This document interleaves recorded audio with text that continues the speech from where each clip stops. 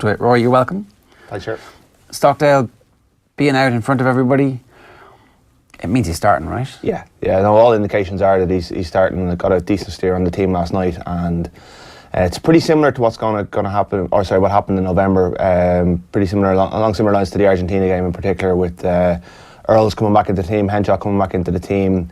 Van der Fleer coming in for Sean O'Brien, and James Ryan looks like he's going to hold on to his shirt. Okay, that James Ryan decision is pretty interesting. We've been chatting about this a little bit in the office, and there has been this sense that there's been a bit of a changing of the guard, that they were like hot for Devon Toner for a long time, but that the competition has arrived and he just hasn't been able to see off Ryan. Yeah, I think Ryan just offers something different to what Toner offers. Toner offers you that set piece solidity, huge size, a hugely reliable player, but Ryan has that dynamism that Toner probably doesn't offer with the ball in hand. He probably has better hands, and I guess the thinking is probably that if we want to arrive at the World Cup with James Ryan ready to play as your leading second row, he's got to get these big experiences under his belt. And Toner's not a bad man. He might not be the impact sub that people imagine, but he's not a bad man to come on and close out a game when things are tight. So I don't think that I wouldn't write Devon Toner off completely just yet, but I think France are not kind of experienced kind of team that you kind of would ordinarily imagine. That one of their second rows, Ruaidhri, only has one cap. Yeah. So it's not like they're throwing him in against Martin Johnson. This is probably an appropriate place to go and test himself. He did well in Montpellier recently. He played well against Argentina. He is the future. Whether he'll start every game, I still think that's remains to be seen. I think Toner still has a role to play. Is there a bit of grunt there as well that there was a feeling as the Six Nations started last year that we needed Donncha Ryan in there to just kind of bring a bit of that to the Ireland pack, and obviously we don't have Donncha Ryan who could do that for us this year, although we could have if we wanted, but sure, different issue. And so that for whatever reason they don't get enough of that from the Toner-Henderson combo, but that Ryan offers a bit of that, or it can do. I think that's fair. I think I wouldn't ever say Toner and Henderson are similar players, but they're probably not dissimilar characters. They're both quite laid back.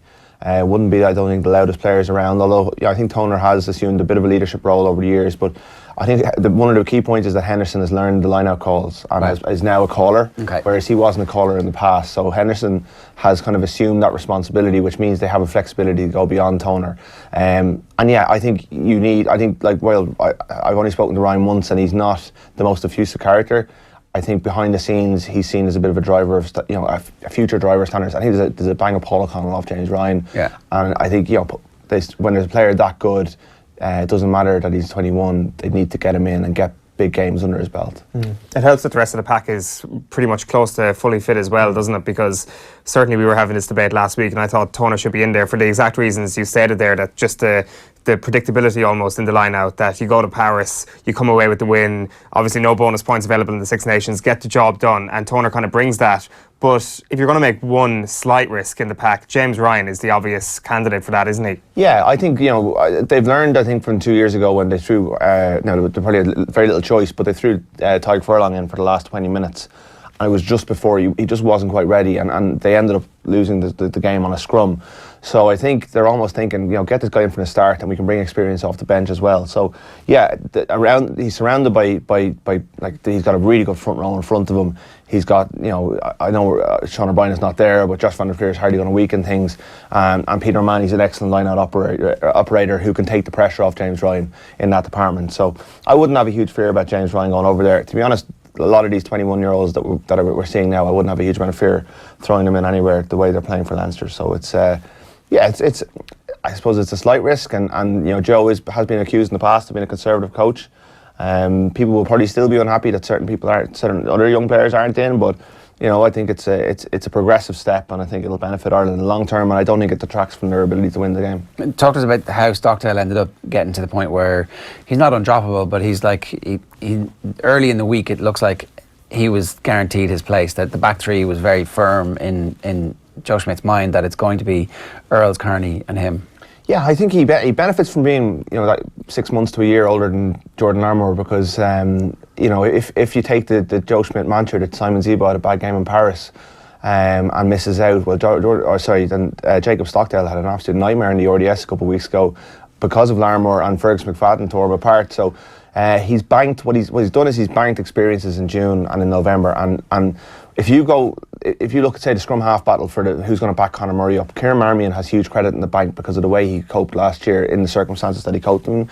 Schmidt puts massive store in the fact you've done it for him before, which is why I don't think Devin Toner is going to be disappeared anytime soon, because he has done it for Joe so often.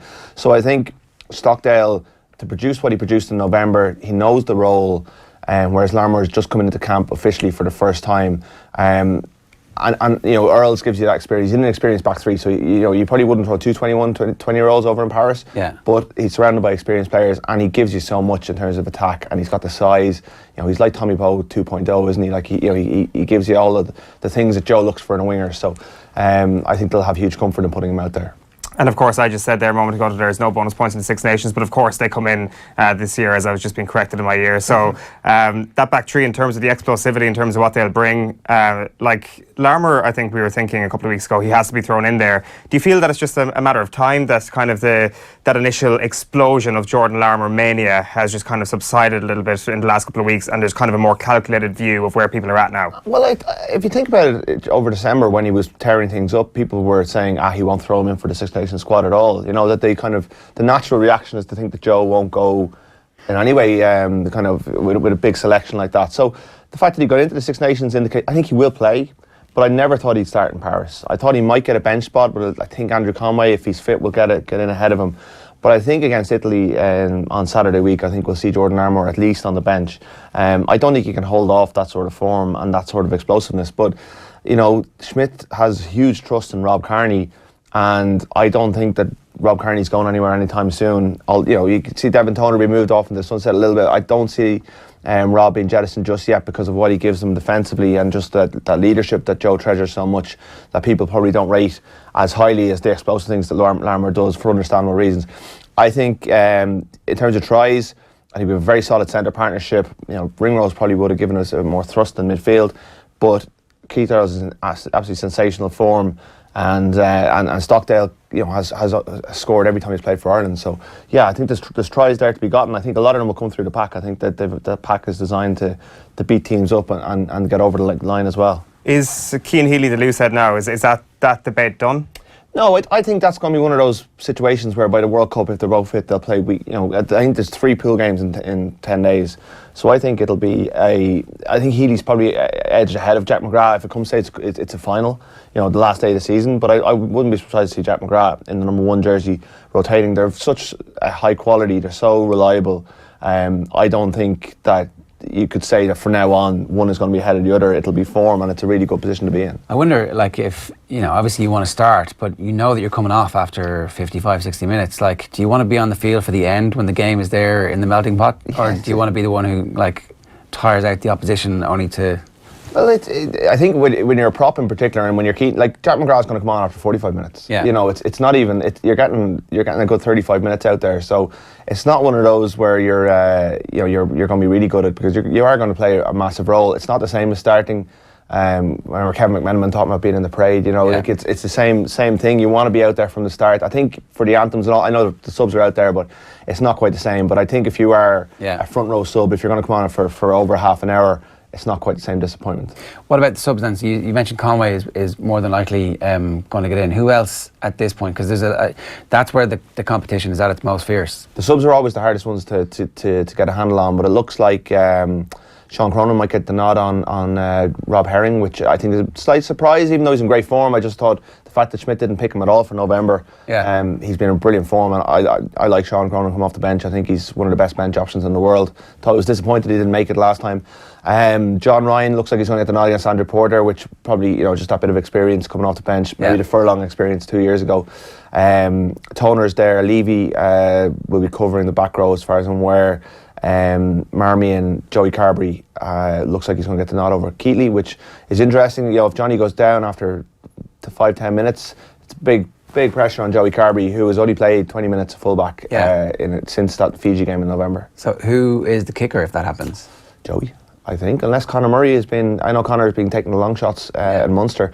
I was half expecting Fergus McFadden to be named on the bench or even on the starting team, just to take that pressure off Joey Carberry. Yeah. But he has been doing, like, he obviously had a wrist injury, so apparently he's been working a lot on his kicking during that time when he's out. Now, that's very hard to replicate the pressure. Yeah. But it didn't prohibit him from doing that. He reckons he's got his numbers up, but we haven't seen it yet. And obviously he can't get into the Leinster number 10 slot. He'll play for Leinster, but it just can't seem to get a go at out half. So that's a big. We preview these games all week and we put all the stuff in, and then Johnny goes down after 5 minutes and all bets are off, because we all see the quality of Joey Carberry, but he's never done it at number 10 in this environment before.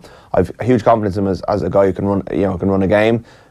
Whether he can get the goal kicks or not is another matter. Yeah, you wonder if the right thing to do is to just ease him into that, or the right thing to do is to go, okay, this is now your responsibility and you have to get up to, this is what it's going to be like if you're going to make it here. So we give you that responsibility from the get-go. Yeah, and the risk is there, but the reward is there as well. I've said it before in here that I think that Joey Carberry can be Ireland's Bowden Barrett coming on in the last 20 minutes, giving Ireland a real change of pace across the back line. So you risk the fact that he could come on after 10, 15 minutes. Yeah. But we saw even in Chicago that he came on for 20 minutes against the All Blacks and it didn't faze him. No, not at all. So, the goal kicking is the risk. He says he's getting better at it. We just need to see the evidence. And you just wonder how, given everything that all the lines of communication that run through RFU, Leinster, how Leinster didn't bring him on at out half for that last 20 minutes to give effectively a dead rubber against Montpellier when they were already ahead.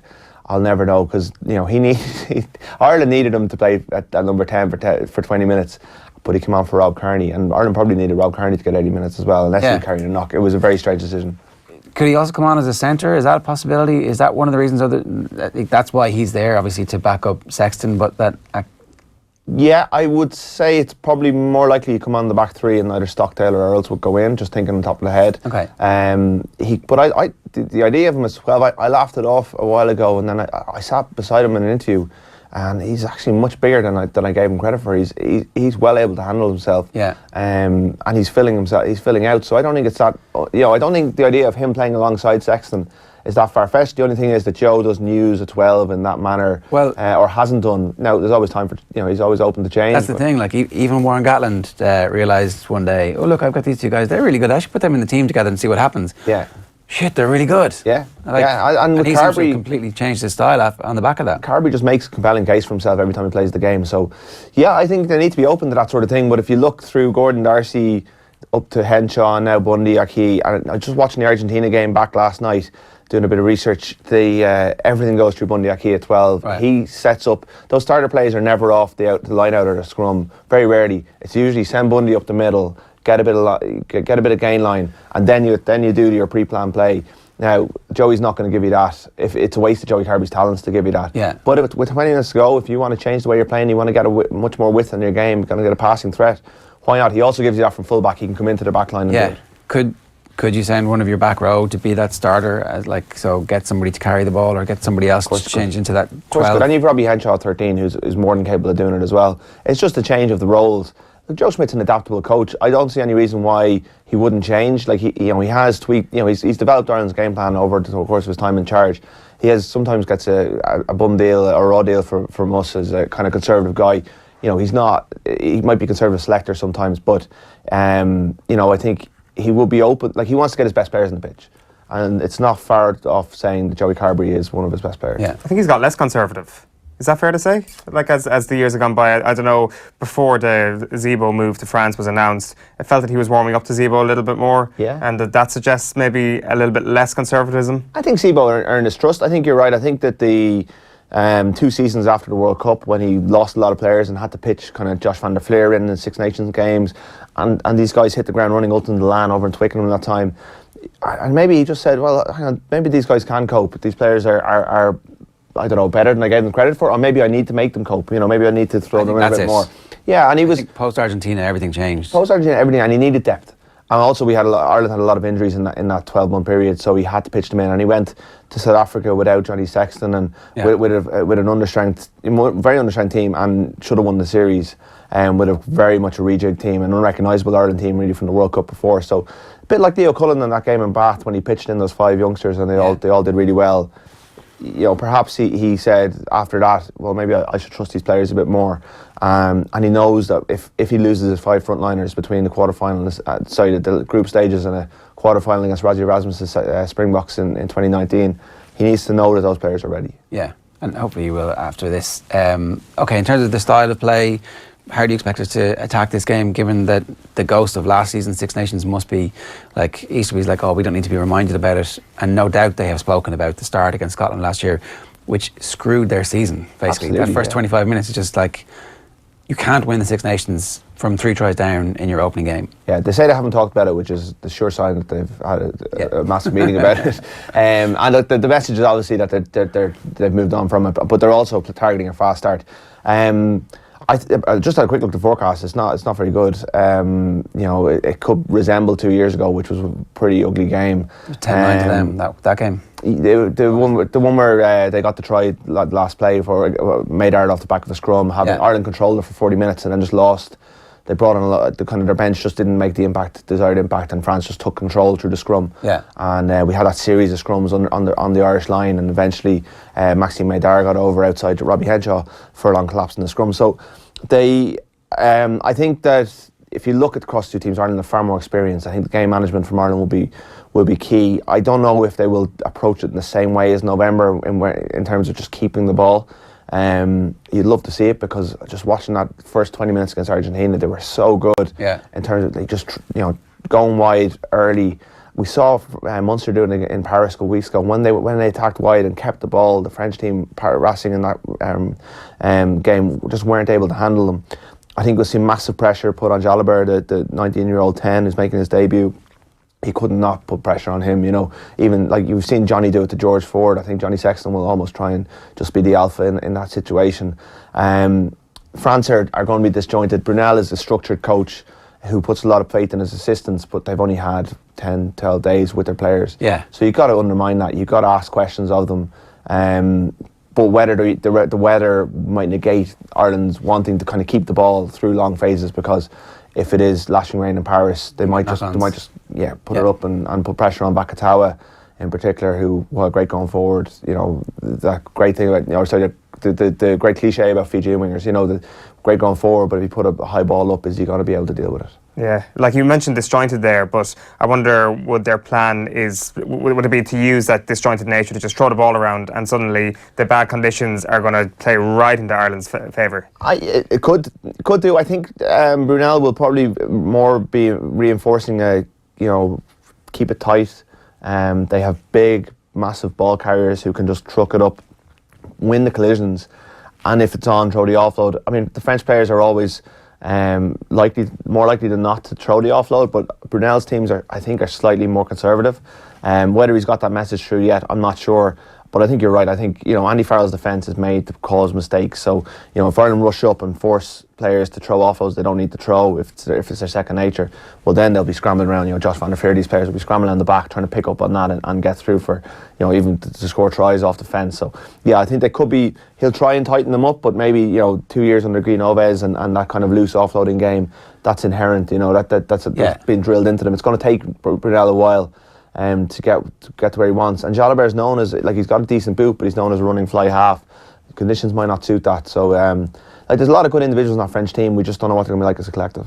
Just wanted to move on finally and talk about John Muldoon is going to become part of Pat Lamb's coaching tree. This is great because it's exactly what needs to happen in Irish rugby. Players finish their careers and don't just stay, but go and learn new things and new cultures, and ultimately at some point you hope they do come back and have a key role in Irish rugby. But Muldoon is one of those people who you can't but be impressed with every time you talk to and listen to, and so if he's got a future as a coach in Ireland, that'll be great. Yeah, absolutely. And you see we're slowly seeing the Irish coaches giving their head. Paul O'Connell getting a role with the under-20s alongside Noel McNamara, who's highly rated but probably not as well known. But the top jobs in Irish rugby are pretty much, Leo Cullen aside, all held by overseas coaches. So you would love to, we've obviously got this kind of coterie of coaches outside of Ireland: Bernard Jackman, Mark McCall, Ron Nagara, Conor O'Shea. You'd love to see some of them brought back in. But it looks like it's a much bigger world out there. There's only 4 top jobs in Ireland. Yeah. For John Muldoon to get out of Connacht will be no harm. To work alongside Pat Lam, who he gets on very well with, but also has done great things with Connacht, will be hugely beneficial to him.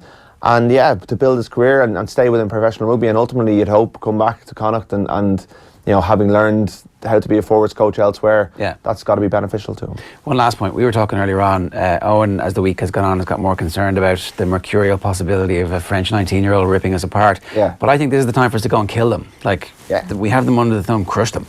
Yeah, I mean, we should be thinking that way. We're outside the group. They can say, you know, it's France and we're away. And look, you gotta be wary of the history of it. You can't dismiss the Paris effect. But this is not France of old. They're good individual players, but they are inexperienced. They've got a new coach. Rugby is so structured now. It's just very hard to see how they can be cohesive against the Joe Schmidt team who've been working together for so long. It's such an experienced core of players led by the best 9 and 10 in Europe.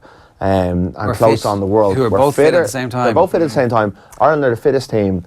Look, you got to be wary of Paris. We all grew up watching Ireland getting hammered in Paris year in, year out. Like you have to respect that. But at some stage, you got to go and win there as well. It's you know, if Ireland lose this weekend, it's a disaster. It is, yeah. I do concede that, like, we may even be getting ahead of ourselves by talking about 2019. I think France are looking ahead to 2023, so that they put in something close to reaching at least the semi-finals will be their plan in front of their own fans in 2023. So, like, talking about putting things on the long finger there, like, so I do concede that point. Yeah, like, look, anything can happen. You know, Johnny Sexton could go down after 5 minutes. You know, the weather could play a massive role. You just don't know. It is Paris in the springtime, but you know, on paper, this far out from the game, looking at that Irish team, I can't see Ireland losing, and they shouldn't lose.